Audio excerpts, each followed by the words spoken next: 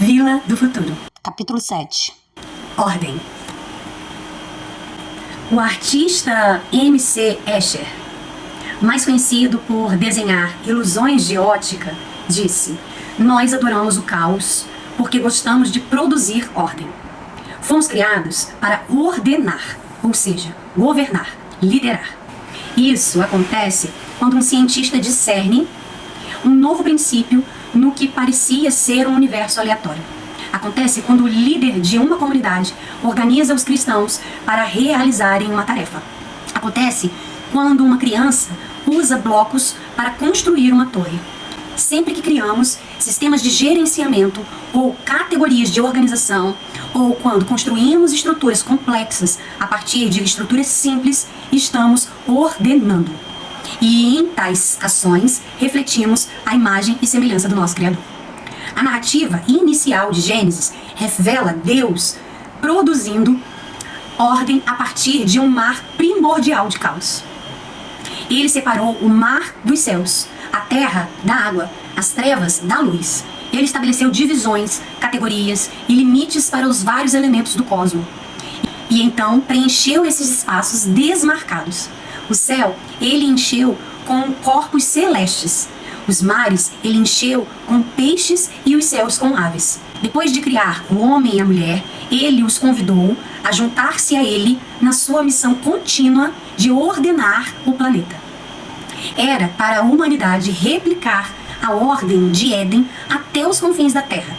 E o homem começou dando um nome aos animais. Um ato de ordenar, cocriar, governar. A busca de ordem é um instinto ordenado por Deus que é impresso na nossa espécie. Assim como as aves voam e os peixes nadam, o ser humano ordena. Pedra e areia nós ordenamos em tijolo. Tijolo ordenamos em edifícios. Edifícios ordenamos em cidades. Cidades ordenamos em civilizações. Todavia, a ideia bíblica de ordem é mais do que montar matéria-prima em bens fabricados. Como discutimos no capítulo 2, Deus ordenou que o Jardim do Éden fosse um lugar de shalom, lugar de florescimento compreensivo, onde todas as coisas, integralidade, alcançassem o seu potencial máximo. Todas as coisas tinham que estar em um relacionamento adequado umas com as outras para isso acontecer. Os humanos com Deus, os humanos uns com os outros e os humanos com a criação. Existe uma dimensão relacional além da dimensão material na questão de ordem. Todavia, o homem rompeu o seu relacionamento com Deus e desencadeou uma reação em cadeia desastrosa que despedaçou o shalom da criação e perturbou a ordem correta do cosmos. Em Gênesis 3, descobrimos como a injustiça do homem, a transgressão do relacionamento humano-divino, resultou no colapso de todos os outros relacionamentos.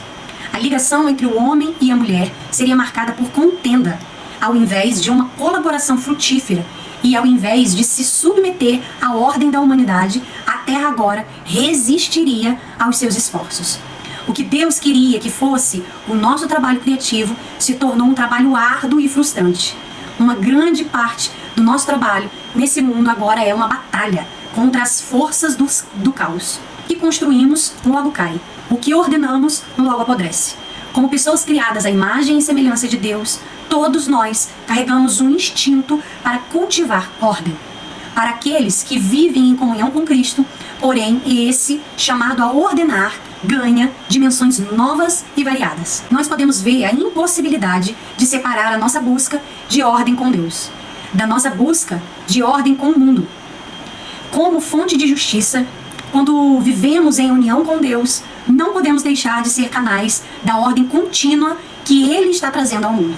Quando isso acontece, como declarou o profeta Amós, estamos participando na aproximação do dia em que corra a retidão como um rio, a justiça como um ribeiro perene. A ordem da Vila do Futuro é cultivada não apenas através de ação social e evangelismo, mas também através do povo de Deus se juntando em união e amor ao redor de sua mesa.